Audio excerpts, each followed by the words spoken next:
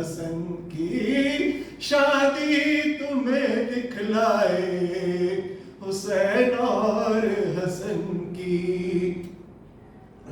تو حیدر سے کہا فاطمہ نے یوں دم رحلت میں تم سے سنو آخری کرتی ہوں وصیت. خالق کا ہوا حکم چلی جانب جنت بچوں پہ رکھنا میرے ہر وقت شفقت. بچوں پہ میرے رکھنا میرے ہر وقت شفقت. کہ بیماری کے اندر مجھے اندیشہ بڑا ہے. ارے بیماری کے اندر مجھے اندیشہ بڑا ہے. ارے دروازے پہ آ کر ملک الموت کھڑا ہے. دروازے پہ آ کے ملک الموت کھڑا ہے. کہ پہلی یہ وصیت ہے میری عاشق باری جس دم سے میں آئی ہوں خدمت میں تمہاری. اور میں جھوٹ نہیں بولی کبھی آپ پہ واری. گر کوئی خطا ہوئی ہو تو معاف کرو ہماری. کہ ہے وقت قریب جان نکل جائے گی مولا. ارے جو بات ہے کہنے کی وہ رہ جائے گی مولا. جو بات ہے کہنے کی وہ رہ جائے گی مولا. کہ ہے دوسری میری وصیت میرے سرور میں سونپتی ہوں تم کو یہ دونوں میرے دل پر. سائے میں رہے آپ کے حیدر صفدر بے چین کبھی ہونے نہ پائے یہ دونوں برادر. کہ مادر کی طرح پیار انہیں کیجیو مولا. مانگے جو کوئی چیز دلا دیجیو مولا. مانگے جو کوئی چیز منگا دیجیو مولا. ہے تیسری میری وصیت نہ بھلانا. کافور کفن کے لیے تم آ کے لگانا. اور رات میں تم میرے جنازے کو اٹھانا.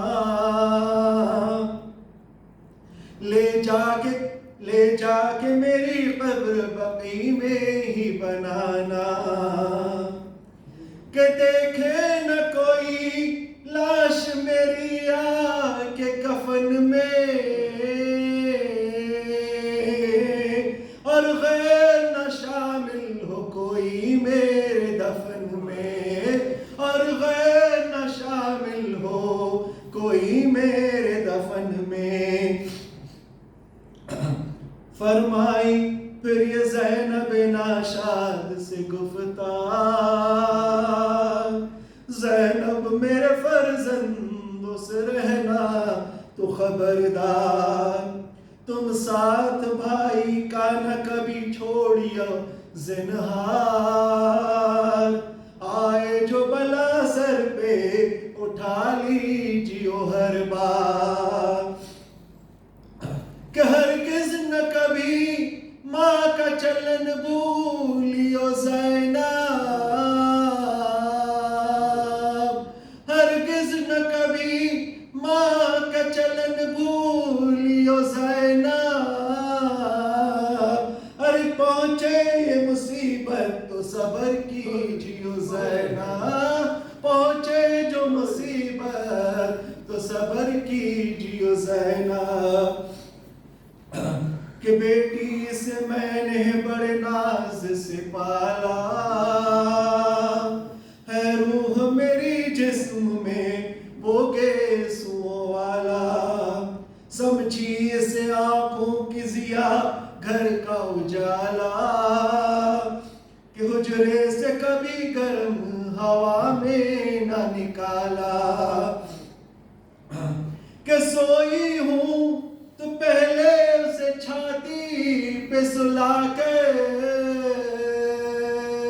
اور چکی بھی جو پیسی ہے تو گودی میں بٹھا کر، چکی بھی جو پیسی ہے تو گودی میں بٹھا کر، بیٹی میری اس لال کا دشمن ہے زمانہ،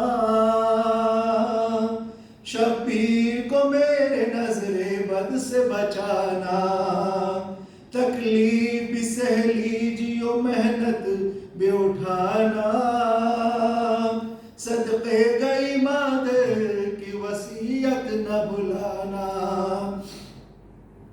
کہ ہر رنج میں اس بھائی کے کام آئیو زینب، ہر رنج میں اس بھائی کے کام آئیو زینب، جائے یہ کدھر بھی ساتھ چلی جائیو زینب، جائے یہ کدھر بھی ساتھ چلی جائیو زینب۔ محمد صلی اللہ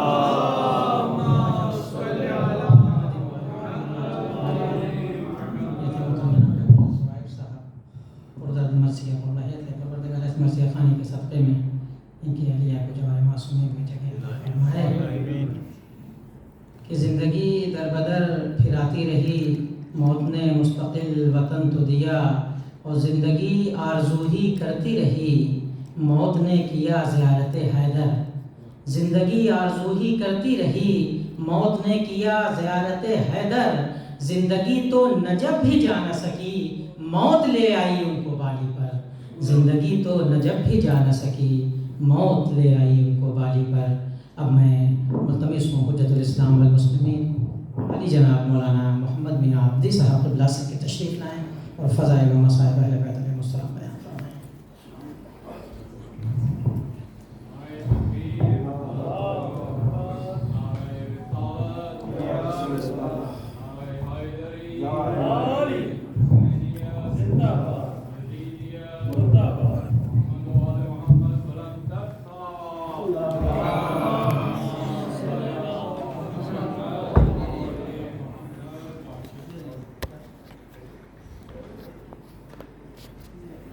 رحم الله من يقرأ الفاتحة.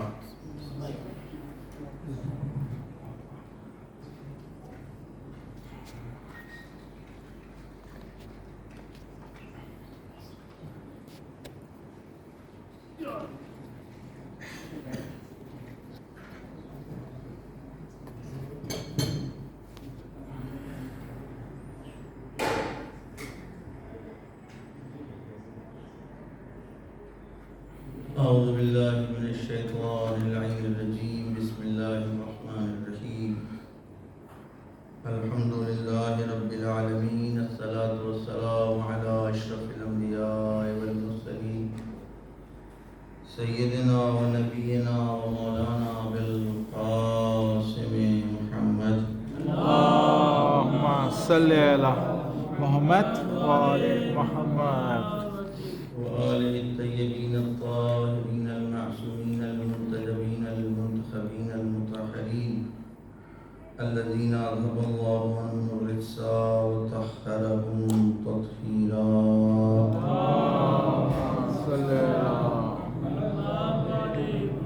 لا سيما بقية الله في الأرضين واللعن على أعدائهم أجمعين من يومنا هذا إلى قيام يوم الدين. أما بعد فقد قال الله سبحانه تبارك وتعالى في محكم كتابه وقوله الحق. بسم الله الرحمن الرحيم. قل إن الموت الذي تفرون منه فإنه ملاقيكم ثم تردون إلى عالم الغيب والشهادة فينبئكم بما كنتم تعملون. صلوات محمد.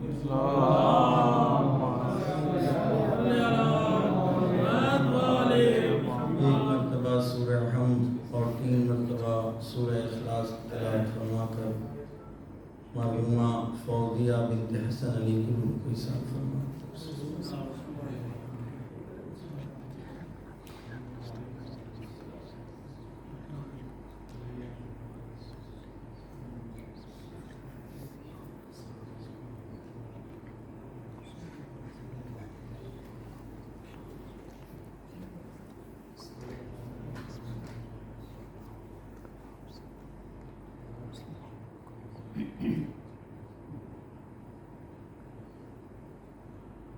صلوات محمد وآل محمد. اللهم صل على محمد.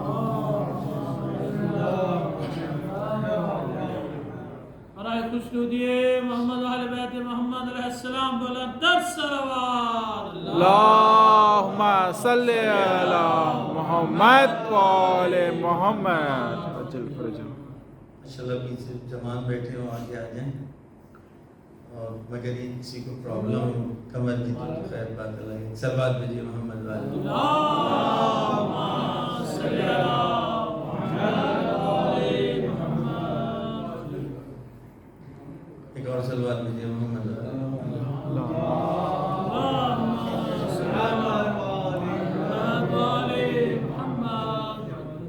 اب ظاہر ہے جو جوانان جنت کے سرداروں کے قائل ہیں، اور ہم انشاءاللہ کہ آپ سب جنت میں ہیں تو وہاں تو جوانوں کی سرداری ہے، اور محسوس کریں گے بوڑھے ہیں ہم لوگ جوان ہیں. صلوات بھیجیے محمد. اللهم صل على محمد و آل محمد. موت ایک ایسی حقیقت ہے کہ جس سے انکار نہیں کیا جا سکتا. موت سے متعلق گفتگو ہے. ایک باپ ایک شوہر کو ان کی زوجہ کی تسلیت اور تعزیت، اولادوں کو ان کی ماں کی تعزیت اور تسلیت، لیکن یہ سب کچھ موت کا کرشمہ ہے کہ جو بظاہر رشتوں میں دوری قائم کر دیتی ہے. لیکن موت اللہ کی وہ ایک حسین مخلوق ہے کہ جو روایتوں کی روشنی میں نعم الواعظ ہے، بہترین واعظ کرنے والی ہے.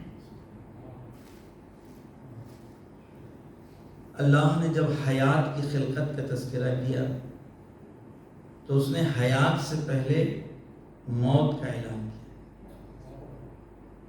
اور پھر اس کے بعد اپنا قصیدہ بھی پڑھا ہے. الذی خلق الموت والحیات لیبلوکم ایکم احسن عملا. تبارک الذی بیدہ الملک. بابرکت ہے وہ ذات کہ جس کے قبضے قدرت میں پوری کائنات ہے. اور اس کے بعد ارشاد ہو رہا ہے الذی خلق الموت. وہ ذات کون سی ہے کہ جس نے موت کو خلق کیا اور حیات کو پیدا کیا. موت اور حیات کو اس لیے خلق کیا تاکہ تم کو آزما سکے. اس کا مطلب جو ہدف خلقت ہے وہ آپ ہیں، موت نہیں، حیات نہیں. موت اور حیات ذریعے آزمائش، موت اور حیات وسیلہ ہیں. خداوند عالم نے اصل جس کو خلق کیا ہے وہ حضرت انسان. اب یہ بتائیں کہ خداوند عالم کو آزمائش کی کیا ضرورت؟ وہ کیوں ہمیں آزمائے گا؟ کیوں ہمارا امتحان لے گا؟ امتحان تو وہ لوگ لیتے ہیں کہ جن کو نتیجے کا علم نہ ہو، جن کو خبر نہ ہو کہ اس کا عین کیا ہوا، پھر اس کا مطلب کیا ہوا کہ اس نے وہ ذات کہ جس نے موت اور حیات کو پیدا کیا تاکہ تم کو آزما سکے۔ اگر آپ تھوڑا غور کریں، سوچیں، تو گویا خداوند عالم کوئی امتحان کی ضرورت نہیں ہے۔ اس نے موت اور حیات کو ہمیں دے کر بھیجا تاکہ تم مورد آزمائش قرار پا سکو، تم اپنے آپ کو خود آزما سکو، تم اپنے آپ کو خود پرکھ سکو، دیکھ سکو کہ تم اس نظام خلقت میں کہاں پر ہو۔ قل ان الموت الذی تفرون منہ، اے میرے رسول ان سے کہیے کہ جس سے تم بھاگ رہے ہو، فَإِنَّهُ مُلَاقِيكُمْ، وہ ایک دن تم سے ملاقات ضرور کرے گی۔ ثُمَّ تُرَدُّونَ إِلَىٰ عَالِمِ الْغَيْبِ وَالشَّهَادَةِ، پھر تم کو پلٹایا جائے گا اس کی بارگاہ میں کہ جو شہود کا بھی مالک ہے، جو عالم غیب کا بھی مالک ہے، اور پھر تم کو خبر دی جائے گی کہ تم نے کیا کیا انجام دیا ہے۔ لہذا آپ دیکھ رہے ہیں کہ موت کے سلسلے میں جتنی گفتگو ہو رہی ہے، موت ایک ایسا وجود ہے، ایک ایسا موجود ہے کہ جس موجود کے ذریعے سے ہماری اور آپ کی آزمائش ہو رہی ہے۔ لہذا نہ حیات اصلی مقصد ہے، نہ موت اصلی مقصد ہے۔ ہم کس چیز کے ذریعے سے اپنے آپ کو اللہ کی بارگاہ میں بہترین رزلٹ دے سکتے ہیں؟ اگر موت کے ذریعے سے ہم اپنے کمال کو حاصل کر سکتے ہیں تو موت لائق اور ذکر اور قابل ذکر بن جاتی ہے، اور اگر حیات کے ذریعے سے ہم اپنے آپ کو قابل ذکر بنا سکتے ہیں اور اپنے مقصد کو پا سکتے ہیں تو پھر میری زندگی قابل ذکر بن جاتی ہے۔ فَإِنَّ الْمَوْتَ الَّذِي تَفِرُّونَ مِنْهُ، لہذا موت کے سلسلے میں کوئی قبیح تصور رکھنا یا کوئی نگیٹو تصور رکھنا غلط ہے۔ نہ حیات کے لیے مطلقہ پازیٹیو تصور صحیح ہے، نہ موت کے لیے مطلقہ نیگیٹو تصور صحیح ہے، اس لیے کہ دونوں اللہ کی مخلوق ہیں۔ تم یہ دیکھو کہ کس چیز کے ذریعے تم اپنے آپ کو اللہ سے قریب کر سکتے ہو، تم کس چیز کے ذریعے سے کمال حاصل کر سکتے ہو، کس چیز کے ذریعے سے وہ مقصد جس مقصد کے لیے خداوند عالم نے تم کو پیدا کیا تم پا سکتے ہو۔ لہذا آپ دیکھیں کہ اب اگر کوئی آدمی، کوئی انسان موت کو صرف اپنے سلسلے سے نسبت سے غور کرے اور اس کے بعد موت کو کی برائی کرنے لگے، موت کے اوپر ہاتھ پیر چھوڑ دے، تو یہ فیصلہ صحیح نہیں ہوگا۔ اس لیے کہ اس نظام کائنات میں ہم کو موت کو رکھ کر کے دیکھنا ہوگا۔ اس پورے نظام تخلیق میں ایک وہ باغبان، ایک وہ صاحب گلدستہ کہ جس نے گلدستہ بنایا ہے، آپ اس کی نگاہوں سے گلدستے کے حسن کو پوچھئے، وہ بتائے گا۔ آپ اس گلدستے سے ایک شاخ نکال لیں، ایک پنکھڑی نکال لیں، اور ایک پنکھڑی کو نکالنے کے بعد اس کے اوپر نگاہ ڈالیں کہ نہیں اس کے اندر عیب نکالنے لگے اپنے اعتبار سے، اس پنکھڑی کا حسن اس وقت پتہ لگے گا جب اس گلدستے کے اندر زینت بن جائے۔ جو مقام خدا اس باغبان نے، صاحب گلدستے نے اس ٹہنی، اس شاخ، اس پنکھڑی کو دیا تھا، جب وہ وہاں قرار پائے گی تو اس سے سمجھ میں آئے گا، تو اس وقت جمال سمجھ میں آئے گا۔ لہذا اس نظام تخلیق میں موت اور حیات کو ایک ساتھ خداوند عالم نے پیدا کیا ہے تاکہ انسان اپنے جمال کا مظاہرہ کر سکے، تاکہ اپنے حسن کو پیش کر سکے۔ لہذا آپ دیکھیں کہ وہ لوگ کہ جنہوں نے موت کے ذریعے سے اپنے کمال کو حاصل کیا ہے، جب ہم ان کا تذکرہ کرتے ہیں تو ان کی موت کے تذکرے کے ذریعے سے ہم حیات کو بانٹتے ہیں۔ اگر یہ بات نہ ہوتی تو آپ یہ بتائیں کہ ہمارے سماج، الحمدللہ ہم اور آپ، ہماری گفتگو اپنے آپ سے، ہم جب اپنے کسی مرحوم کا تذکرہ کرنا چاہتے ہیں، کوئی بھی مناسبت ہوتی ہے، تیجا ہو، 10واں ہو، 20واں ہو، مہینہ ہو، 40واں ہو، تو کیوں کہتے ہیں مولانا صاحب ذکر اہل بیت کر دیجئے؟ ایک مجلس برپا ہو جائے؟ کیوں ہماری یہ تمنا رہتی ہے کہ ہم مجلس امام حسین علیہ السلام برپا کریں؟ وہ لوگ کو تو بظاہر ان کو موت مل چکی ہے، لیکن یہ موت وہ تھی کہ جس موت نے عالم انسانیت کو نہیں بلکہ عالم تخلیق کو حیات بخشی ہے۔ ایک سلوات بھیجیے۔ اللہم صلی علی محمد و آل محمد۔ فرجو یوں تو بظاہر آپ دیکھیں کہ موت بڑے بڑوں کو پسینہ اس کے آ جاتا ہے موت کو سن کر، بڑے بڑے پہلوان جب موت ان کے سامنے آتی ہے تو ان کی پہلوانی خطرے میں پڑ جاتی ہے۔ تو پھر کن شخصیتوں کا تذکرہ کریں کہ جن کے ذریعے سے صحیح ہدف تخلیق سمجھ میں آ جائے؟ اس لیے موت اصل نہیں ہے، حیات اصل نہیں ہے۔ موت کی خاطر ہمیں خلق نہیں کیا گیا، ہماری خاطر موت کو خلق کیا گیا ہے۔ ہم کو زندگی کے لیے خلق نہیں کیا گیا ہے، ہمارے لیے زندگی کو خداوند عالم نے پیدا کیا ہے۔ تو ہم یہ دیکھیں کہ ہم موت اور حیات کو استعمال کر رہے ہیں یا حیات اور موت ہمیں استعمال کر رہی ہے۔ لہذا ہم ان ذوات مقدسہ کا تذکرہ کرتے ہیں کہ جنہوں نے موت اور حیات کے اوپر اپنے کنٹرول کا اعلان کر دیا، جنہوں نے بتا دیا کہ موت اور حیات ہمارے سامنے ہے کیونکہ ان کو میرے لیے خلق کیا گیا ہے۔ ہم یہ دیکھیں کہ اس حیات کے ذریعے ہم اپنے آپ کو رب تک پہنچا سکتے ہیں یا موت کے ذریعے اپنے آپ کو رب تک پہنچا سکتے ہیں۔ لہذا اگر حیات رکاوٹ بن جائے گی تو موت کو آگے بڑھ کر کے گلے لگائیں گے، پھر آواز رب آئے گی، آواز محبوب آئے گی، یا ایتھا النفس المطمئنہ ارجعی الی ربک راضیۃ مرضیہ فادخلی فی عبادی وادخلی جنتی۔ یعنی انسان اپنے آپ کو اتنا بلند کر لے، اتنا بلند کر لے کہ موت اور حیات کا قد بہت بونا نظر آنے لگے۔ بندہ اپنے درمیان جتنے فاصلے ہیں، عبد اور معبود کے درمیان جتنے فاصلے ہیں، سارے فاصلوں کو ختم کر رہا ہے۔ اب یہ وہ نفس مطمئنہ کی کیفیت ہے کہ جہاں خداوند عالم آواز دے رہا ہے، اے نفس مطمئنہ، اے نفس مطمئنہ، تو اپنے رب کی طرف پلٹا۔ ہم نے اولیاء کو دیکھا، اوصیاء کو دیکھا، انبیاء کو دیکھا، سب کی تمنا یہ ہے کہ ان سے ان کا رب مل جائے۔ ساری عبادتیں، سارے سجدے، ساری اطاعتیں، سب کچھ اس لیے کہ میرا رب مجھ سے راضی ہو جائے۔ لیکن یہ بندہ اپنے آپ کو کس کمال کی منزل پر فائد ہے جو آواز دے رہا ہے، یا ایتھا النفس المطمئنہ ارجعی الی ربک راضیۃ مرضیہ۔ اب تو نہیں کہے گا کہ تیرا رب راضی ہے، میں کہوں گا کہ تیرا رب تجھ سے راضی اور تو اپنے رب سے راضی۔ سبحان اللہ، سبحان اللہ۔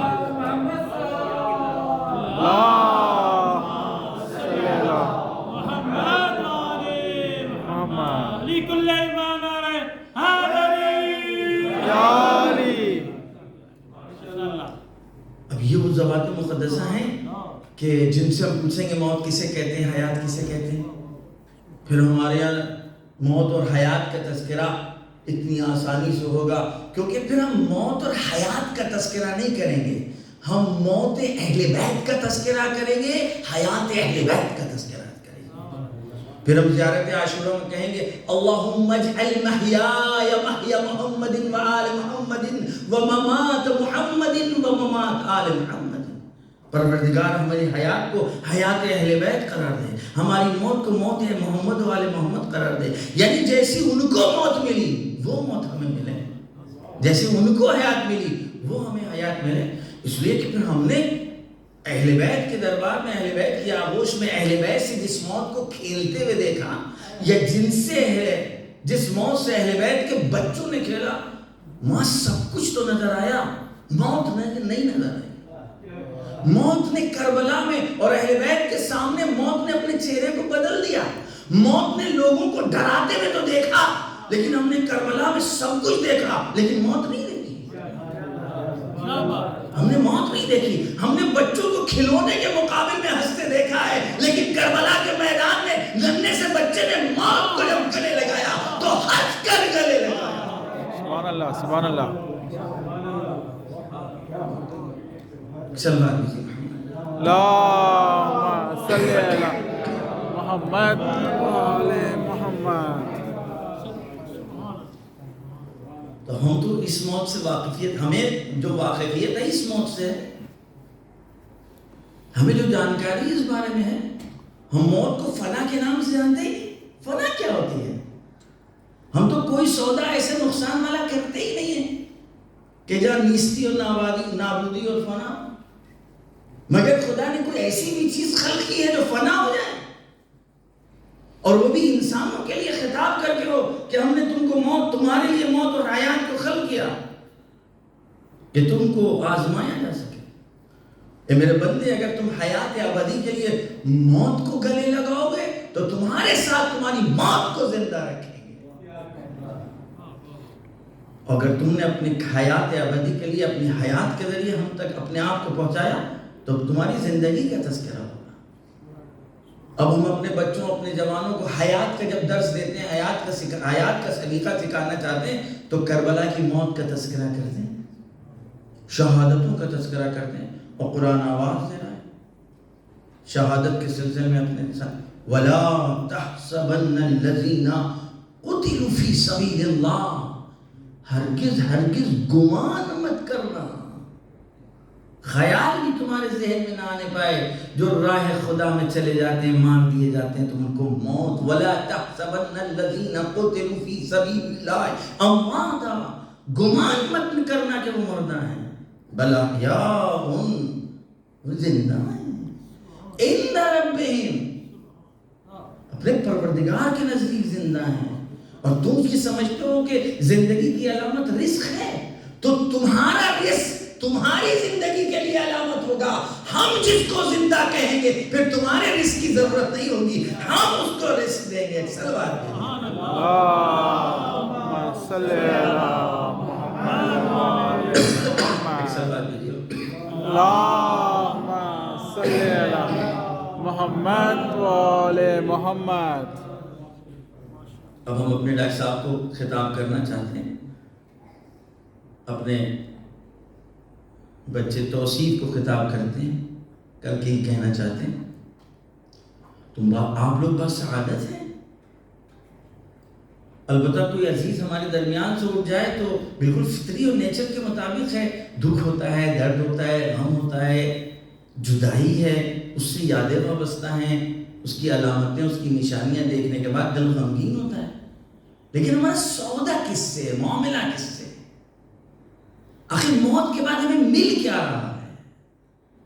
بندے کو، معشوق کو جس دیدار کی تمنا تھی وہ دیدار کا وقت نزدیک آ رہا ہے.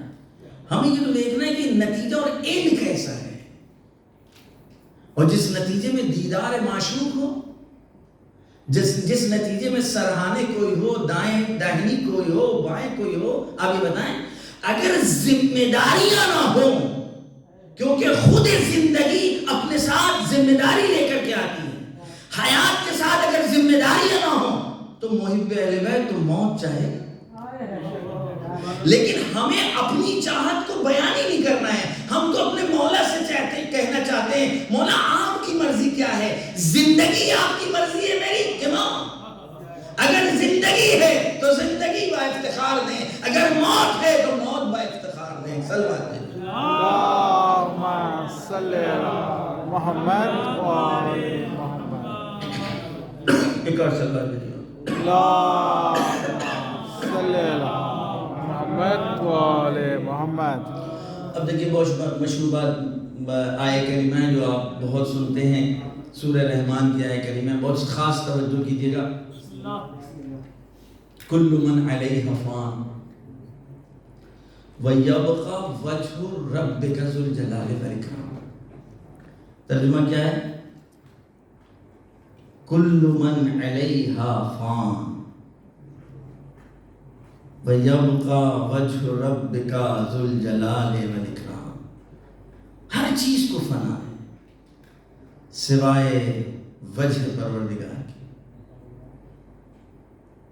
یعنی ہم کو بھی فنا ہے، آپ کو بھی فنا ہے، یعنی خداوند عالم نے ہم کو فنا ہونے کے لیے پیدا کیا ہے. توجہ، خدا نے ہم کو کیوں خلق کیا ہے؟ فنا ہونے کے لیے، مٹنے کے لیے، مٹ جانے کے لیے، مٹانے کے لیے۔ تو اگر مٹانے کے لیے پیدا کرنا تھا تو پیدا کیوں کیا؟ کوئی بیکار ہو کیا پروردگار تم؟ ارے ہم تو ایک بچے کو نہیں دیکھتے کہ کوئی پروڈکٹ کو ایجاد کرے، وہ اس لیے ایجاد کرے، اس لیے بنائے کہ وہ ابھی مٹا دے گا۔ ہمیں بتائیے کوئی بچہ جو اپنی الٹی سیدھی پینسل سے اور قلم سے جو آرٹ کھینچتا ہے، الٹی سیدھی لکیریں کھینچتا ہے، اس سے یہ پوچھئے کہ یہ لکیریں کیوں بنا رہے ہو؟ تو کہے گا پاپا کو دکھانے کے لیے، ممی کو دکھانے کے لیے، اپنے ٹیچر کو دکھانے کے لیے۔ اچھا اس سے لے کر اس کے سامنے پھاڑ دی جاؤ، اسی کے سامنے جس وقت اس کا یہ پروڈکٹ ہے، اس کی یہ ایجاد ہے، اس کی تخلیق ہے، یہ اس کے ہنر کی تخلیق ہے، اس بچے کی تخلیق کو اسی کے سامنے آپ چاہیں مٹا دیں، برباد کر دیں، ختم کر دیں، نشٹ کر دیں، تیوریوں پہ بل پڑ جائے گا۔ کیوں؟ اس لیے کہ اس نے مٹانے کے لیے پیدا ہی بنا ہی نہیں، مٹانے کے لیے بنا ہی نہیں ہے۔ ہاں ایک موقع آئے گا، وہ خود آپ سے کہے گا پاپا وہ دے دیجئے نا، وہ خود مٹائے گا۔ کب؟ جب اس سے بہتر بنانے کی اس میں صلاحیت پیدا ہو جائے گی تو پرانا کاغذ لے لے گا، نیا کاغذ آپ کے سامنے پیش کرے گا۔ خداوند عالم جب تک کمال تدریجی ہے نہیں، وہاں تو جو کچھ پیدا کیا عین کمال ہے، عین حسن ہے۔ وہ تو پیدا کرنے کے بعد کہہ رہا ہے وہ خلقتک بیدی، ہم نے تم کو اپنے ہاتھ سے پیدا کیا ہے۔ تو جس کو جہاں پیدا کیا وہ حسن کمال کے ساتھ، کمال حسن کے ساتھ، تو مٹنے اور مٹانے کے لیے پیدا نہیں کر سکتا۔ کیوں؟ صلوات بھیجیے محمد اللہم صلی علی محمد وعلی محمد۔ ایک دلیل تو یہ کہ اس مٹانے کے لیے نہیں پیدا کر سکتا، کیونکہ ہم نے دیکھا یہ بچہ یہ نہیں، اس کا نیچر نہیں ہے کہ جو چیز بنائے وہ خود اپنے ہاتھ سے مٹا دے۔ اچھا ہم میں اور آپ میں کوئی ایسا ہے جو مٹنا چاہتا ہو، فنا ہونا چاہتا ہو، ہم ختم ہو جائیں، میرا نام ہی نہ ہو؟ ہے کوئی ایسا؟ کوئی ایک بتائیے ہمیں۔ چھپر میں جو رہ رہا ہے اس کی بھی تمنائے بقا ہے، قلعوں میں محلوں میں جو رہ رہا ہے اس کو بھی بقا کی تمنا ہے۔ کالا ہے تو بقا کی تمنا ہے، گورا ہے تو بقا کی تمنا ہے۔ امریکہ اور یورپ جیسے ترقی یافتہ ملکوں کی جو مخلوق ہیں وہ بھی چاہتے ہیں باقی رہیں، اور سری لنکا اور ہندوستان اور پاکستان اور ان علاقوں کے رہنے والے بھی جو باہر اس دنیا نے بانٹ دیا ہے کہ یہ بیک ورڈ ہے اور ہم آگے ہیں، یہاں والوں کی بھی تمنا باقی رہنے کی ہے۔ یہ تمنا ہماری دین ہے کہ ہمارے اندر ہمارے خالق نے ودیت کیا ہوا ہے، یعنی ہماری فطرت کا تقاضا ہے تمنائے بقا، کہ ہمارے کلچر کا تقاضا ہے تمنائے بقا۔ اگر کلچر کا تقاضا ہو تو ایک جگہ ہو، دوسری جگہ نہ ہو، جبکہ سب جگہ یہ تمنائے بقا پائی جا رہی ہے۔ اگر تمنائے بقا سب میں پائی جا رہی ہے تو اس کا مطلب اس تمنائے بقا کا خالق کوئی ایک ہے۔ تو بھی کیسے ممکن ہے کہ جس نے پیدا کیا ہو بقا کی تمنا دے کر، اور پیدا اس لیے کر رہا ہے کہ تمہیں فنا ہونا ہے؟ یہ کیسے ممکن ہے؟ جس نے ہم کو تمنائے بقا دے کر پیدا کیا فطرت میں،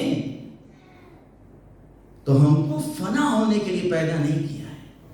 یہ ہماری عقل ہمیں بتلا رہی ہے کہ ممکن ہی نہیں ہے کہ جس نے ہمارے اندر تمنائے بقا پیدا کیا وہ ہم کو فنا ہونے کے لیے پیدا کر دے۔ جب عقل ہم کو یہاں تک لے گئی تو پھر ہم کو وجہ بقا اپنی عقل سے پوچھنا ہوگا کہ کوئی نہ کوئی اس باقی نے فارمولے بقا ضرور بتایا ہے کہ جس کے ذریعے ہم باقی رہ سکتے ہیں۔ اگر اس فارمولے کو فالو کریں گے تو کبھی فنا نہیں ہوں گے، وگرنہ اس نے فنا ہونے کے لیے پیدا نہیں کیا۔ ایک سلوات بھیجیے۔ اللہم صلی محمد محمد. اسی آیت کریمہ میں فارمولہ بقا بھی بتا دیا. کل من علیہ فان وَيَبْقَى وَجْهُ رَبِّكَ ذُو الْجَلَالِ وَالْإِكْرَامِ.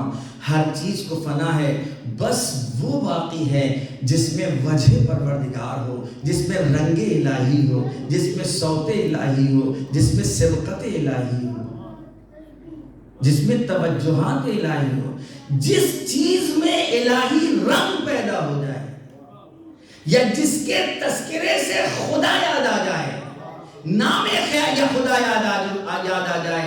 بس وہ چیز اگر ہم نے اپنا لی تو ہم نے فارمولہ بقا کو اپنا لیا.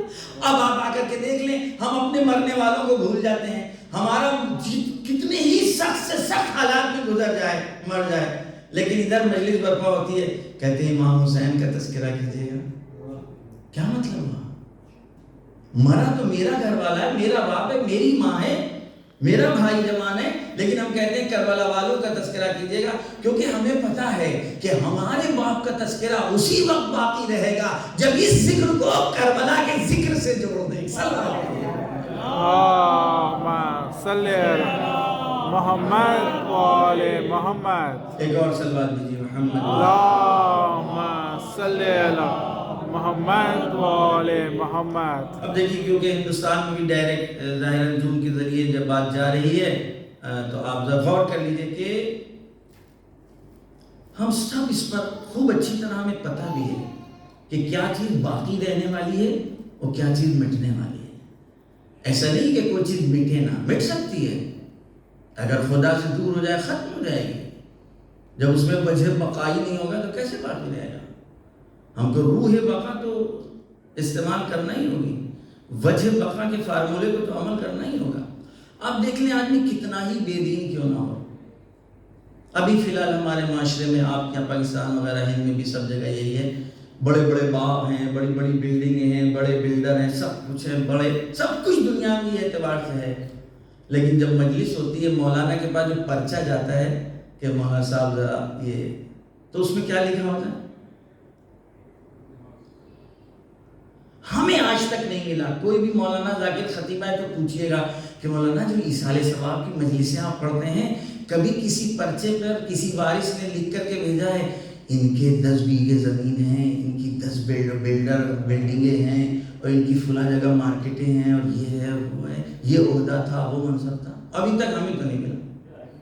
ہمارے پاس جو ورقے آتے ہیں اس میں یہ لکھا ہوتا ہے بہت محب اہل بیت تھے، ذکر اہل بیت بہت کرتے تھے، اوقات نماز کے بڑے پابند تھے، خدمت خلق کا بڑا جذبہ تھا، مسجدوں میں پہلے سے پہنچ جاتے تھے، اپنے بچوں کو بڑا نوحے کے ساتھ تربیت کی ہے.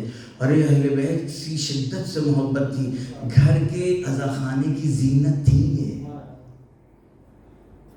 مسجد جو گاؤں کی مسجد ہے، ارے اس میں پہلے سے یہ چلے جاتے تھے. اے بھائی میرے بھائی یہ کیا ہو رہا ہے؟ اب تک تو یا بلڈنگوں کی بات تھی، یا بیگھوں زمینوں کی بات تھی، کھیت کی بات تھی، باغات کی بات تھی، میرا لڑکا فلاں، میرا لڑکی فلاں، یہی سب کچھ تھا. ادھر آنکھ بند ہوئی، ادھر سمجھ میں آ گیا کہ اب وہ فارمولے حیات کام نہیں کریں گے، اب فارمولے بقا کام کرے گا. لہذا وہ چیز بیان کریے کہ جو ان کو باقی رکھ سکتا ہے، یا دین والوں کا تذکرہ ہے. سلوات بھیجیے.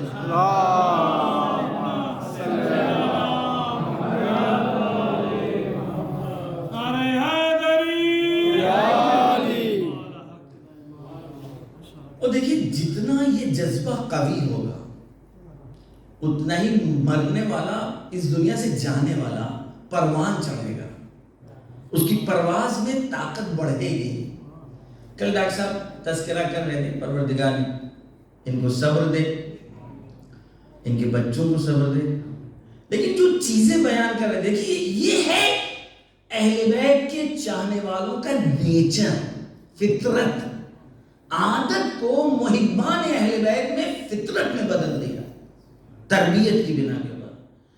جب تذکرہ ہو رہا تھا ان کے حالات کا، تو جو ہم تک باتیں بتائی جا رہی تھی وہ یہ کہ وہ آخری ٹائم ان کی زبان پر لا الہ الا اللہ تھا، یا علی مدد تھا، علم تھا، سینے پہ انہوں نے علم رکھا. آپ دیکھ رہے ہیں یہ لاشعوری طور کے اوپر محبان اہل بیت کو خود بھی پتا ہے کہ اگر میرا مرنے والا، میرا مرحوم میرے درمیان جو اٹھ کر کے گیا ہے، اگر وہ باقی ہے تو بس اس ذکر سے باقی ہے، تو طے شدہ بات ہے، ایک ذرہ برابر اس میں شک نہیں ہے۔ یہ تو ہم نے بالکل سامنے کی وہ نیچرلی باتیں، فطری باتیں کی ہیں کہ جو ابھی قرآن و حدیث کی روشنی میں ہم آپ تک پہنچائیں۔ فطرت کے اعتبار سے بھئی ہم کو کیسے باقی رہنا ہے؟ ہم اپنے آپ کو اللہ کے حوالے کر دیں، ہم باقی رہیں۔ ہم اپنے آپ کو اہل بیت کے حوالے کر دیں، ہم باقی رہیں۔ اپنے بچوں اور جوانوں کے لیے بھئی ہم میں دمی کتنا ہے؟ ہم چند قطرے ہیں، بنجر زمینوں پر پڑیں گے، بخار بن کر کے ختم ہو جائیں گے۔ اور اگر سمندر کے سینوں کے اپنے آپ سوئیوں کو اپنے حوالے کر دیا اپنے آپ کو، تو جب تک سمندر کے سینوں میں وہ تمام ولولے اور جذبات اور اونگ کو گہرائی اور تھپیڑے باقی ہیں، اس وقت تک ہم باقی ہیں۔ لہذا ہم ہیں ہی کیا؟ ہم ہیں ہی کیا؟ اگر اپنے آپ کو اہل بیت سے الگ کر لیں تو کچھ نہیں، اہل بیت کے ساتھ ملا لیں تو مثلی من مثلی من مثلی ہے کوئی ہمارا جیسا؟ اور میرے عزیز دوستو، میرے جوان بچے جو بیٹھے ہیں یا جو آواز سن رہے ہیں، غرور اور تکبر یہ نہیں ہے۔ تکبر وہ ہے جو بندہ اپنے سے خود بیان کرے، اور عزت وہ ہے کہ جو اللہ دے۔ آج 15ویں ماہ رمضان ہے، امام حسن علیہ السلام سے مربوط ہے یہ حدیث، یہ بھی سن لیجئے ثواباً تبرکاً۔ آپ جا رہے تھے، بہت ہی متانت کے ساتھ قدم اٹھا رہے تھے، آپ کی سواری بڑی عظمت والی تھی۔ ایک شخص آگے بڑھتا ہے، وہ کہتا ہے کہ یہ تکبر کی رفتار ہے، متکبرانہ آپ قدم اٹھا رہے ہیں۔ حضرت نے فرمایا یہاں آؤ، ادھر آپ بتائیں تم کو تکبر کسے کہتے ہیں اور عزت کس کو کہتے ہیں؟ کہا تکبر وہ ہے کہ جو بندہ خود سے چاہے اور اس میں نہ ہو، اور جو چیز اللہ دے اس کو عزت کہتے ہیں۔ اِنَّ فِيَّ عِزَّةً، یہ جو تم مجھ میں دیکھ رہے ہو یہ ہے عزت۔ وَإِنَّ عِزَّةَ لِلَّهِ جَمِيعًا، اور عزت جتنی ہے وہ سب کے سب خدا کے لیے ہے۔ اور جب خدا نے ہم کو یہ چیز دی ہے تو یہ عزت ہے، غرور اور تکبر نہیں ہے۔ ایک سلوات بھیجئے۔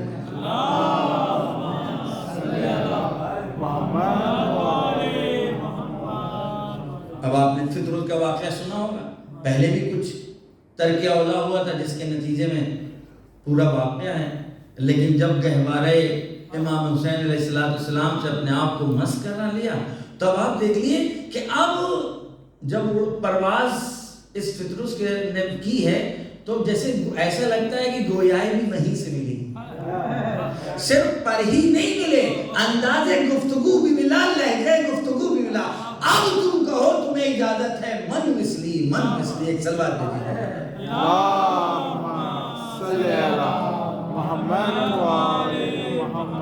دیکھیں ہم قطرے ہیں، لیکن ہمیں اپنے قطرے ہونے میں فخر ہے، کیونکہ ہماری وابستگی دریاؤں سے ہے، ہمارا رابطہ دریاؤں سے۔ ابھی میں آپ کے سامنے حدیث بیان کروں گا کہ مطلب کیا ہے اس کا۔ یہ حب اہل بیت ایک ایسی نعمت، ایک ایسی سعادت ہے، اور ایک مرحومہ اور مومنہ کے لیے اس سے بہتر حب اہل بیت کے ذریعے سے گفتگو ہو کہ وہ آج اس جگہ کے اوپر ہیں۔ پھر دوسرا واقعہ امام حسن علیہ السلام سے یاد آ رہا ہے، ایک سلوات بھیجئے۔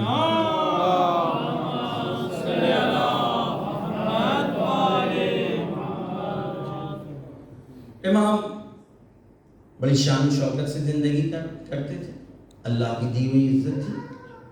ایک شخص آتا ہے اور کہتا ہے کہ مگر آپ کے جد نے نہیں کہا کہ الدنیا سجن المومن۔ بہت توجہ سے سنیے گا میرے عزیز دوست، حدیث اور روایت کے الفاظ ایک ہیں، ایک ہے اس کی فہم اور اس کی درک، وہ بہت اہم ہوتی ہے۔ ممکن ہے الفاظ کا ترجمہ تو ہمیں پتا ہو اور پھر ہم غلطیوں میں پڑ جاتے ہیں اور صحیح معنی نہیں سمجھ پاتے ہیں۔ الدنیا سجن المومن، دنیا مومن کے لیے سجن ہے، زندان ہے۔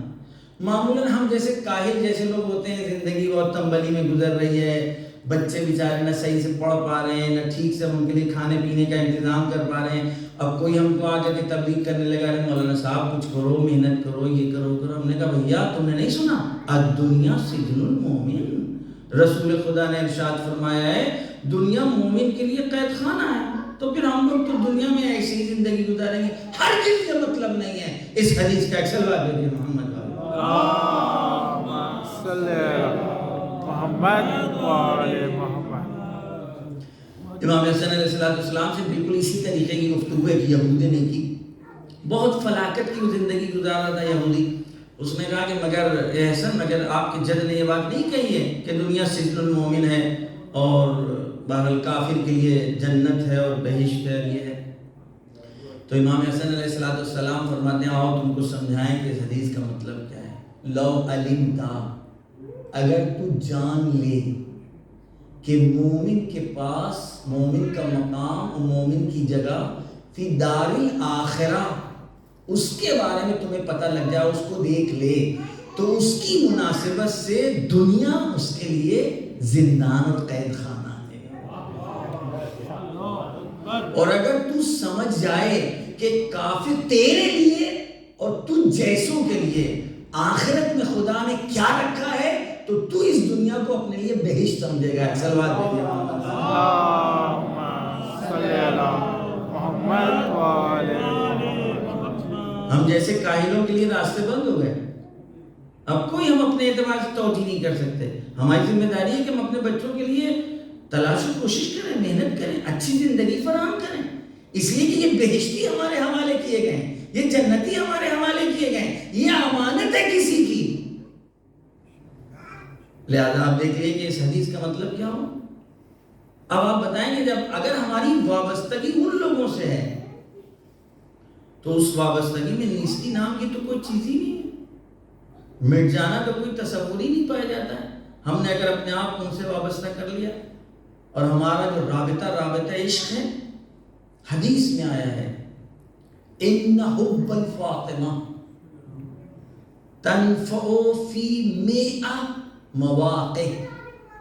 جناب فاطمہ زہرا سلام اللہ علیہ کی محبت 100 جگہوں پر کام آتی ہے، 100 جگہوں کے اوپر کام آتی ہے. حب اہل بیت کا لفظ بھی آیا ہے، حب فاطمہ کا بھی لفظ آیا ہے کہ جناب فاطمہ زہرا سلام اللہ علیہ کی محبت اور اہل بیت کی محبت 7 جگہ کی بھی روایت ہے، 100 جگہ کی بھی روایت ہے. ایک حدیث میں آیا فی 100 او ازید منہا، 100 اور اس سے بھی زیادہ. اب اگر علماء ادب سے پوچھے تو وہ کہتے ہیں کہ عربی زبان میں اگر کبھی 70 کا لفظ یا 100 کا لفظ آ جائے تو یہ تعداد معین پر دلالت نہیں کرتا ہے بلکہ انگنت تعداد پر دلالت کرتا ہے. صلوات دیجیے اللہم صلی محمد وعلى محمد. لہذا اہل بیت سے اگر کوئی محبت کر رہا ہے تو آپ اس کے فائدے دیکھ رہے ہیں کہ کس طریقے سے ہیں. لہذا اب اگر کوئی وابستہ ہو جائے بھی موت اس سے ملاقات کرنے آ رہی ہے، موت اس سے ملنے آ رہی ہے، تو کتنے لوگوں کے بارے میں آپ نے سنا ہوگا، علماء کے بارے میں، اوصیاء کے بارے میں. ہم لوگ اپنے خاندان کے بزرگوں کے بارے میں بعض وقت بزرگان جو ہے واقعہ نقل کرتے ہیں کہ جب میرے دادا دنیا سے گزر رہے تھے تو چہرہ بشاش تھا اور ایسا لگ رہا تھا کہ مسکرا رہے ہیں. بہت آپ لوگوں نے اپنے گھروں میں سنا ہوگا. ایک سلوات دیجیے محمد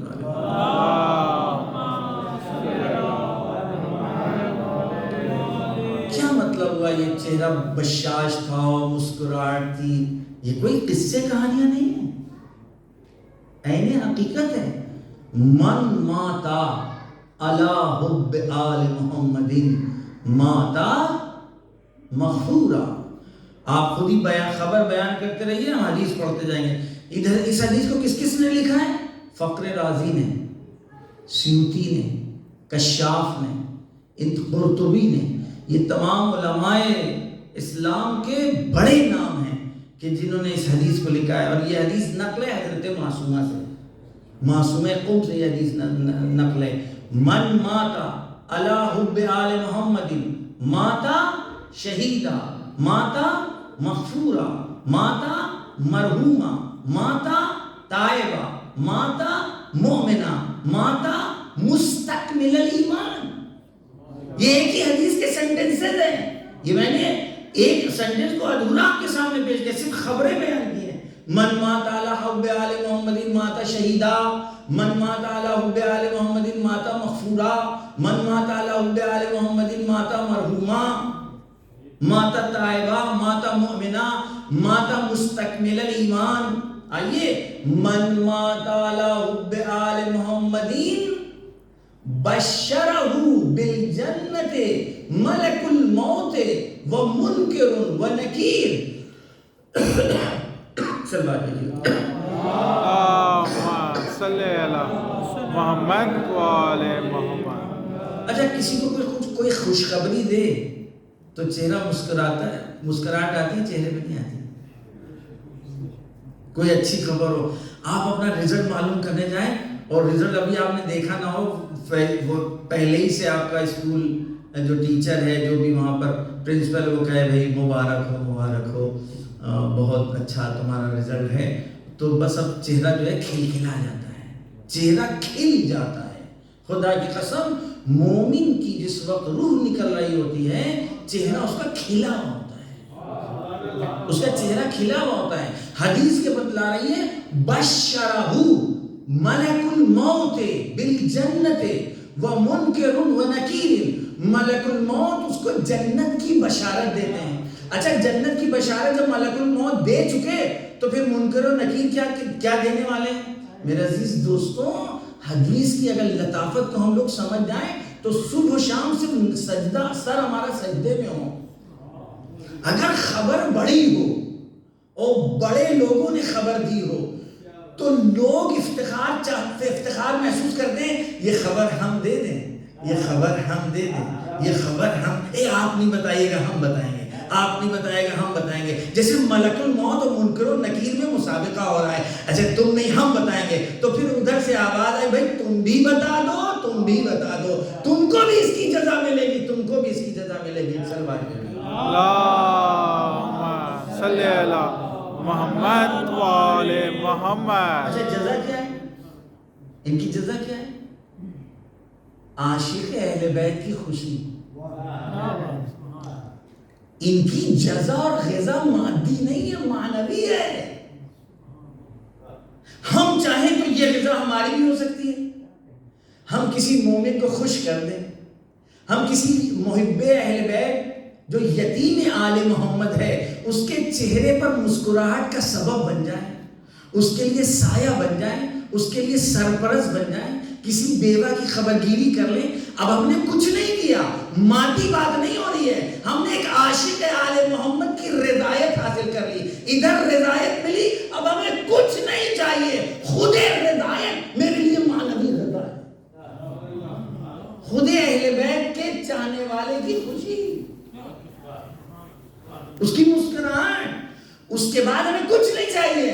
کہ اگر کوئی اہل بیت کے چاہنے والے کو آپ نے ہنسا دیا اور آپ اس کی خوشی کا سبب بن گئے تو آپ کو جنت ملے گی اور آپ کو حوریں ملیں گی اور آپ کو غلمان ملیں گے. پروردگار, ہمیں بات کی باتیں نہیں ہیں, اس پہلی خبر میں اتنے مدہوش ہو گئے.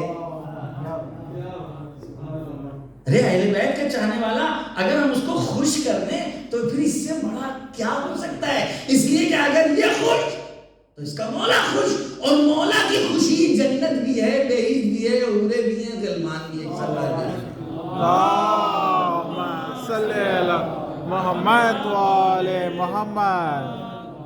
خوب, من مات علی حب آل محمد مات مغفورا, مات تائبہ, مات مرحوما, مات مومنا, مات مستکمل الایمان. وبشرہ ملک الموت ومنکر ونکیر بالجنہ. یہ دو لوگ اس کو جنت کی. صرف یہیں پر یہ حدیث ختم نہیں ہوئی. فتح فی القبر من مات علی حب آل محمد.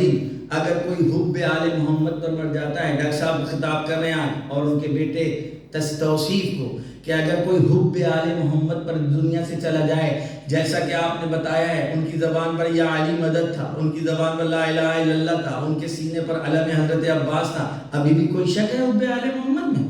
اور اگر حب آل محمد میں کوئی شک نہیں تو یہ حدیث صادق آل محمد کی ہے. فتح فی قبرہ بابا للجنہ، تو پھر اس شخص کی قبر میں 2 دروازے کھلے ہوں گے جو جنت تک منتہی ہوں گے. ایک صلوات بھیجیے محمد.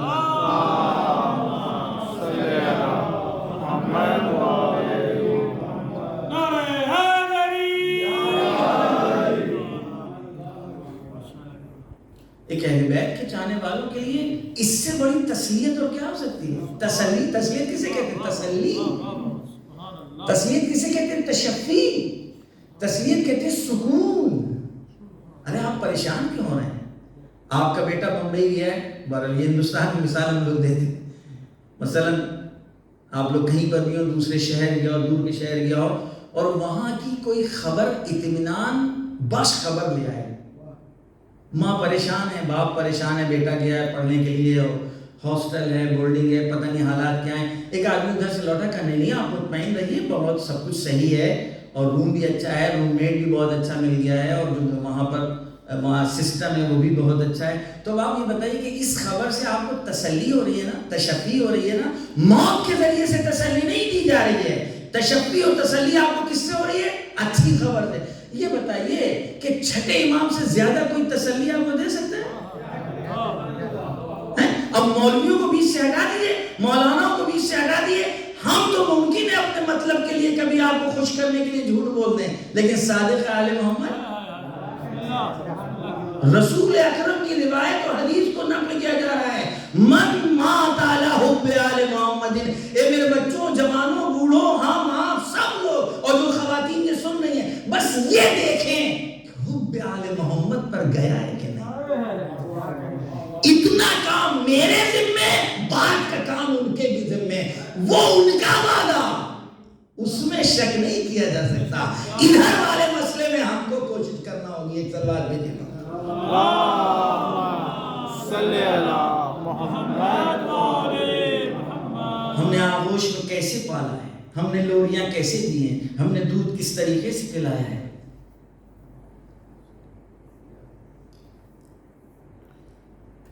اس حدیث کی آخری جز، یُزَفُّ إِلَى الْجَنَّةِ مَنْ مَاتَ عَلَى حُبِّ آلِ مُحَمَّدٍ. اگر کوئی محبت آل محمد پر اس دنیا سے جاتا ہے تو اس کو جنت کی طرف اس طرح لے جایا جائے گا جیسے دلہن کو اس کے شوہر کے گھر لے جایا جاتا ہے، بیاہی دلہن کو. اب دیکھیں یہاں پر پوری طرح دقت و تصور کیجئے گا کہ ساری محفل جو سجی ہے اس وقت صرف اس دلہن کی خاطر ہے. نکاح ہو چکا ہے، نکاح سے پہلے ساری محفلیں باہر سجی ہوتی ہیں دولہا کے لیے، نکاح کے بعد سب کچھ ہوتا ہے دلہن کے لیے. نزاکت کی طرف توجہ کریے گا، جس طریقے سے کہ کوئی ذرہ برابر کوئی کمی نہ آنے پائے. اب آپ روایتیں اٹھا کر کے دیکھیے، پیروں کو دھلائیے، ہے نا. اب کون جوان آج کل کرتا ہے؟ کہتے ہیں دیکھیے فوراً گھر کی بڑی عورتیں کہیں گی لیجیے ابھی سے غلامی شروع ہے. اہل بیت یہ کہہ رہے ہیں اگر برکت چاہیے، جو گھر میں دلہن آئی ہے تو اس کے پیر دھوئیے. پیروں سے برکت نہیں ہے، امام کی اطاعت میں برکت ہے. تم میری خاطر اپنے غرور کو ابتدائی زندگی میں کیسے ختم کر سکتے ہو؟ ہم یہ کہہ رہے ہیں برکت تمہاری بیوی کے پیروں میں ہے. یہ ہے لحاظ پاس، اور اس پانی کو گھر کے چاروں کونوں پر چھڑکیے. صلوات بھیجیے محمد والے محمد. اللہم صلی اللہ محمد والے محمد. ایک اور صلوات بھیجیے محمد. اللہم صلی اللہ محمد والے محمد. کما تزف العروس الی بیت زوجہا، جس طریقے سے دلہن کو اس کے بیاہے ہوئے گھر لے جایا جاتا ہے، اس طریقے سے وہ جو حب آل محمد پر اس دنیا سے گیا ہے اس کو جنت کی طرف لے جایا جائے گا. اب پتہ نہیں تینس کون اٹھائے ہوئے ہوگا اور پیر کون دھلا رہا ہوگا. خدا کی قسم مجھے نہیں پتا. اگر عورت زوجہ کو، اس دلہن کو گھر لے جانے کے بعد دولہا اس کا پیروں کو دھلا کر کے برکت کا سبب بنتا ہے، تو مطلب کیا ہے؟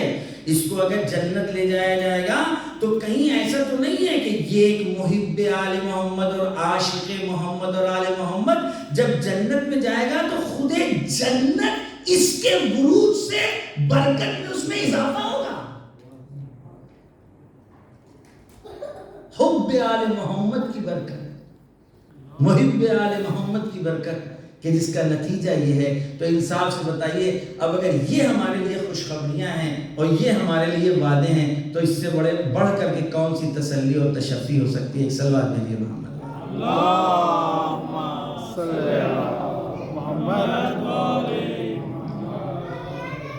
ایک صلوات بھیجیے۔ اللہم صلی علی محمد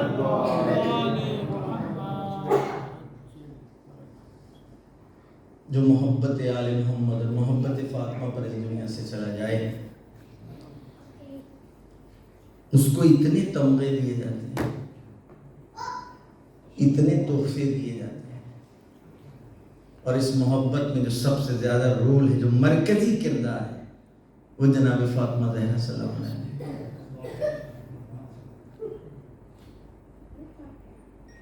اب آپ یہ بتائیے کہ فاطمہ اور علی سے بڑھ کر کے بہترین اور شیرین زندگی کس کی ہو؟ علی کو کون تسلی دلائے گا؟ علی کو کون تشفی دے گا؟ علی کو کون تسلیت دے گا؟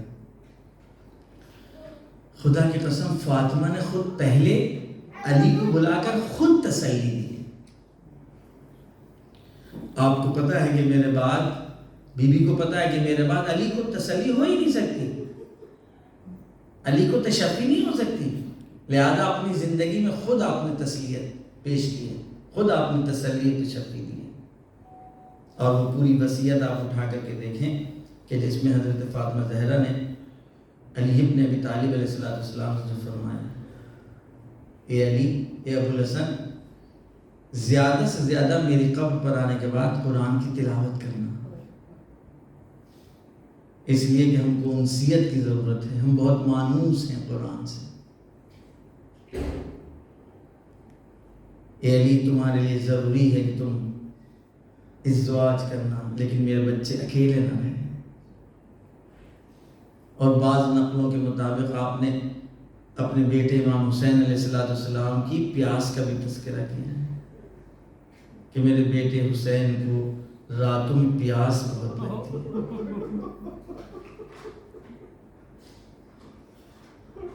اے علی، میرے مرنے کی خبر کسی دوسرے کو نہ دے، جس نے ہمیں ستایا ہے اس کو ولا تعلم احدن، ان کو خبر نہ دینا کہ وہ میری تشییع جنازہ میں شریک ہوں۔ ہماری قبر کے بعد ہمارے نشان کو مٹا دینا۔ یا علی کفنی ودفنی وحنتنی وغسلنی باللیل، اے علی رات میں ہم کو کفن دینا، رات میں ہم کو خنود دینا، رات کے سناٹے میں ہمیں کفن پہنانا، رات کے سناٹے میں غسل دینا، رات کے سناٹے میں ہماری تشییع جنازہ کرنا اور دفن کرنا۔ اب آپ انصاف سے بتائیں کہ ان حالات کو کس طریقے سے علی نے برداشت کیا ہوگا؟ جب تک فاطمہ زندہ تھی اس وقت تک علی ابن ابی طالب علیہ السلام اپنے دکھڑوں کو بیان کرنے کے لیے آپ کے پاس ایک جگہ تھی، اور جب آپ اپنے گھر لوٹ کر کے آتے تھے تو اپنی زوجہ فاطمہ کے پاس بیٹھ کر کے اپنے درد کے دکھڑے بیان کرتے تھے۔ نقل ہے کہ بی بی نے ایک دن پوچھا کہ ابو الحسن، یہ بتائیے کہ ہم نے سنا ہے کہ آپ کو لوگ سلام نہیں کرتے ہیں۔ پتہ ہے بی بی نے کیا فرمایا؟ علی علیہ السلام نے بی بی کو کیا جواب دیا؟ فرماتے ہیں، بی بی آپ نے یہ کیسا سوال کر لیا، ہم آپ کو کسی چیز کی خبر نہیں دینا چاہتے ہیں، لیکن آپ نے پوچھ لیا تو ہم آپ کو بتلا رہے ہیں۔ ارے سلام کرنا تو دور ہے، اگر ہم سلام کسی کو کرتے ہیں تو لوگ کترا جاتے ہیں۔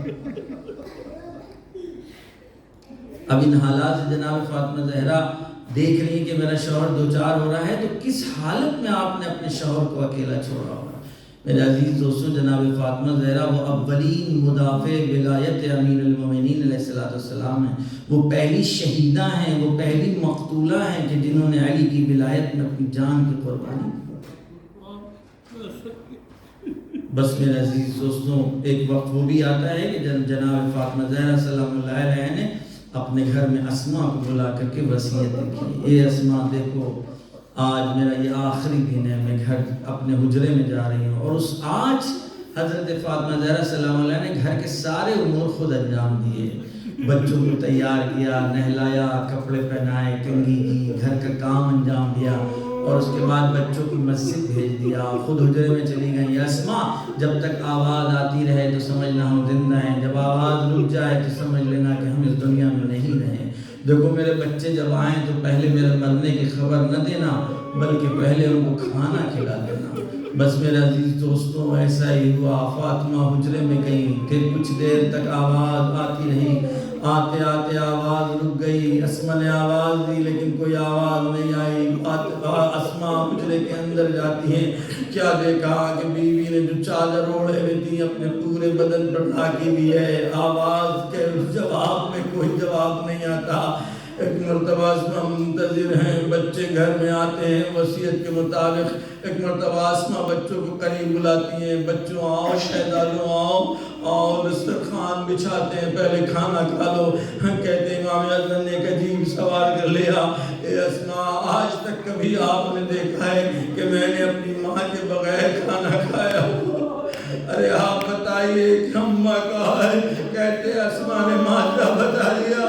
حسن اور حسین مسجد کی طرف جاتے ہیں اور جانے کے بعد اپنے بابا کو خبر دیتے ہیں، بس پوری طرح توجہ کیجئے گا۔ کہتے ہیں حسن اور حسین میں اپنے استاد سے بات نقل کر رہا ہوں، کسی روایت میں نے نہیں دیکھا۔ کہتے ہیں یہ دونوں بچے مسجد النبوی میں جاتے ہیں اور اپنے بابا کو خبر دیتے ہیں، بابا ہم یتیم ہو گئے، بابا میری اماں جاتی رہی۔ کہتے جیسے ہی علی نے یہ خبر سنی، منہ کے بل زمین پر گر گئے، وہ خوشیاں نہیں گشتاری ہو گئے۔ مسجد میں لوگوں نے آپ کے چہرے پر پانی ڈالا، ایک مرتبہ گش سے فاقہ ہوا۔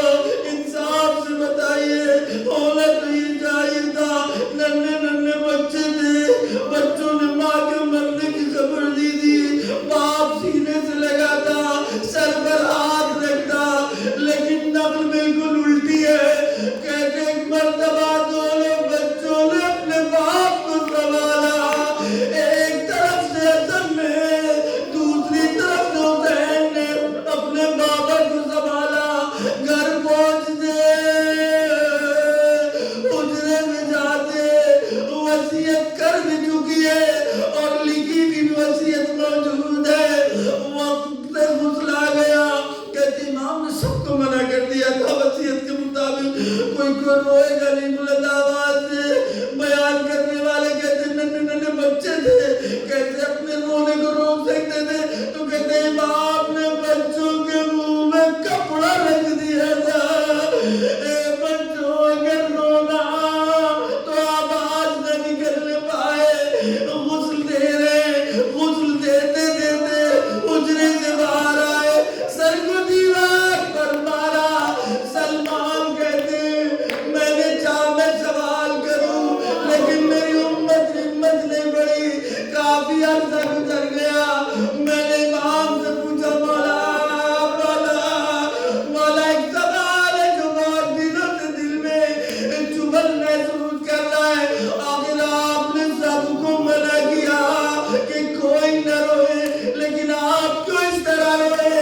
ایک مرتبہ مولا زمین پر بیٹھ گیا،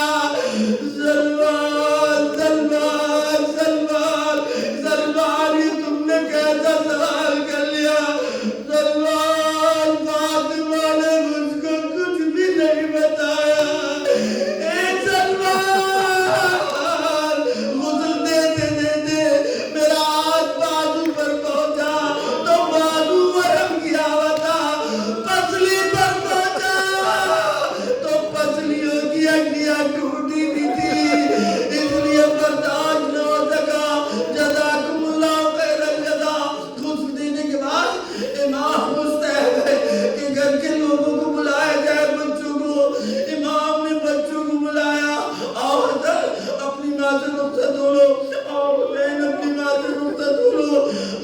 تعزیت پیش کرتا ہوں اس بہن بہن کو کہ جو اپنے اہلیہ کے داغ فراق میں لیکن اتنا ہی عرض کرنا چاہتے ہیں آؤ ذرا علی کے گھر چلتے ننے ننے بچوں کو بلایا ایک طرف حسن کھڑے ہوئے ایک طرف حسین کھڑے ہوئے دونوں بچوں نے اپنی ماں کو سلام کرنا شروع کر دیا اماں اماں جواب کیوں نہیں دیتی اماں اماں اب تک کبھی ایسا نہیں ہوا حسن بول رہے اماں کبھی ایسا نہیں ہوا میں نے تم کو پکارا ہو اور تم جواب نہ دو اماں اماں اگر تم نے جواب نہیں دیا تو میری روح جسم سے نکل جائے گی علی ابن ابی طالب قسم کھا کے کہتے کہ تم اللہ ہے خدا کی قسم میں نے اپنی آنکھ سے دیکھا بندے کے من ٹوٹے دو ہاتھ لمدار ہوئے ایک ہاتھ سے دیکھا سیدہ نے اپنے سینے سے لگا لیا شہید مطاری کہتے ہیں ام کلثوم و زینب کا قد چھوٹا تھا وہ اپنے آپ کو سینے تک نہیں پہنچا سکتی تھی اپنی ماں کے تلووں سے اپنے رخسار کو مارنا شروع کر رخسار سے مارنا شروع کر دیا ایک مرتبہ ندائے غیبی آئی ندائے آسمانی اے علی بس میں ملائک کو رہا میں بچوں کو الگ کر دو میرا دل کہتا ہے آؤ ذرا کربلا کے میدان اے علی بڑے پیار سے بچوں کو ہٹایا بڑی محبت سے ہٹایا لیکن آئے مقتل ہے سکینہ اپنے باپ سے لپٹی ہے شمٹا دیا نا سکینہ کو کھینچ کر باپ سے الگ کر رہا